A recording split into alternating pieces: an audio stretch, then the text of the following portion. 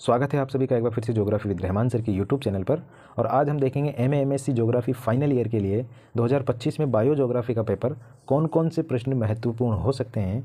और पिछले पेपर के आधार पे हमने ये बनाया है, पिछले पेपर का एनालिसिस कर रहा है हमने।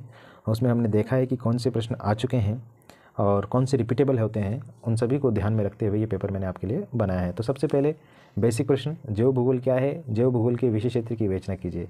प्रश्न कैसे भी आ सकता है, बहुत तरीके से प्रश्न पूछे जा सकते हैं एमए में, लेकिन आपको मूल शब्द को पकड़ना है और उसके अनुसार अपना उत्तर देना है। जैव भूगोल क्या है, इसकी परिभाषा लिखनी है 2-3, और इसके प्रकृति और विषय क्षेत्र को आपको समझाना है।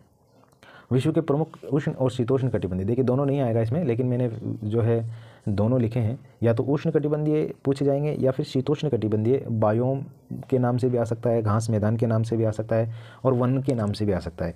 तीनों लगभग सेम चीज़ें हैं तीनों, तो आप इसको ध्यान रखिएगा। शीतोष्ण कटिबंधीय घास मैदान भी हो सकता है यहाँ पर शब्द, शीतोष्ण कटिबंधीय बायोम भी हो सकते हैं, और शीतोष्ण कटिबंधीय वन भी हो सकते हैं। हालांकि वन थोड़ा सा अलग हो जाता है, लेकिन है एक जैसे ही।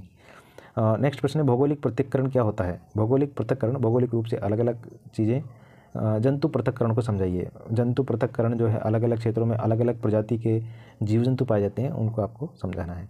नेक्स्ट प्रश्न जो आप बचपन से पढ़ते हुए आ रहे हैं, मृदा क्षरण क्या है, इसके प्रभाव को रोकने के उपाय ये बताइए। इसके प्रकार, इसके प्रभाव और रोकने के उपाय ये बताने हैं आपको।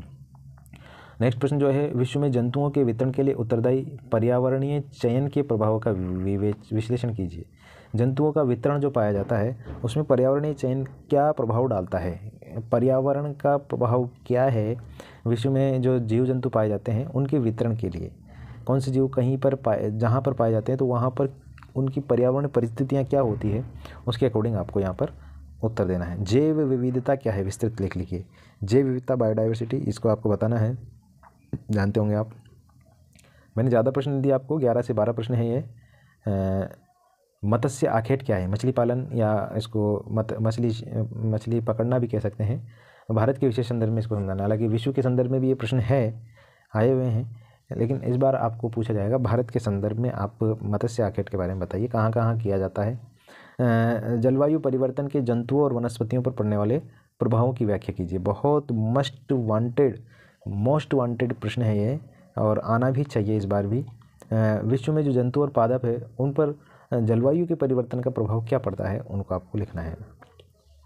नॉर्मल क्वेश्चन, इंपॉर्टेंट क्वेश्चन है, और ये प्रश्न भी आप आसानी से कर सकते हैं। वैसे मैंने दिया है, लेकिन नहीं भी दिया होता तो भी आप इस प्रश्न को छोड़ के तो नहीं आते। वायु प्रदूषण या जल प्रदूषण पर लेख लिखिए।